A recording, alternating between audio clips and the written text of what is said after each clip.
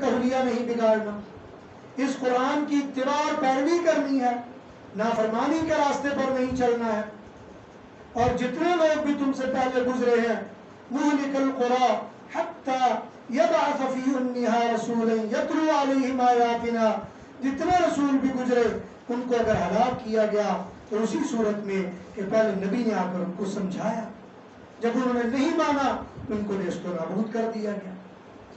اسی طرح اللہ تبارک و تعالی وعدہ کرتے ہیں اگر تم نیکی کے راستے پر چلو گے تو تمہیں نیکی ملے گی، برائی کے راستے پر چلو گے تو برائی تمہارا انجام ہوگی۔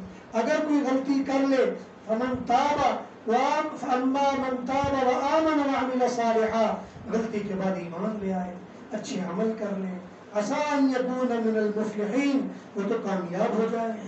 تمہیں پتہ ہونا چاہیے تمہارا پروردگار وہ ہے یخلق ما یشاء ویختار، جس کو چاہے پیدا کرے اور جس کو چاہے وہ اختیار دے دے، وہ سینوں کی چھپی ہوئی باتوں کو جانتا ہے۔ وَهُوَ اللَّهُ لَا إِلَٰهَ إِلَّا هُوَ، ہر چیز کا وہی معبود ہے، اس کے سوا تو کوئی ہے نہیں جو ہر چیز کو جانتا ہو۔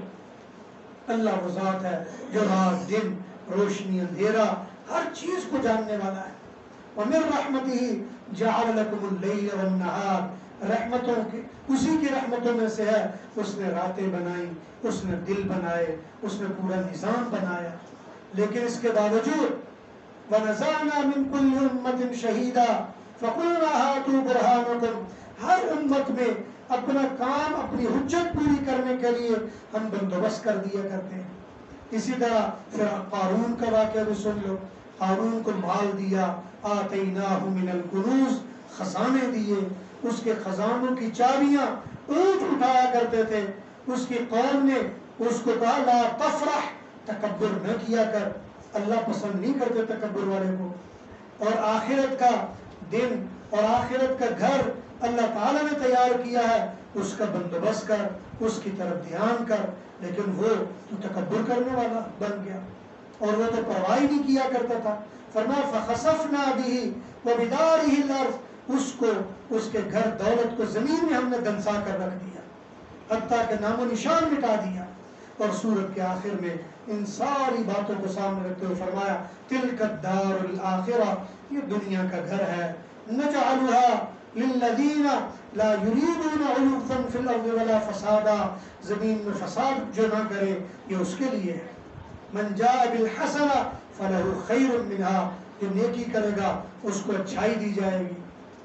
اور ما كنت ترجو ان یلقى الیک الکتاب الا رحمتا من ربک، اللہ کی رحمتیں ہیں، جو اس کی امیدیں رکھتا ہے وہ کامیاب ہو جاتا ہے۔ سورت کے آخر میں فرمایا ولا تدع مع اللہ الہا آخر، اللہ کے ساتھ کسی اور کو معبود نہ بنایا کرو۔ لا الہ الا ہو، وہ ایک ہی ہے، اس کے سوا کوئی معبود نہیں۔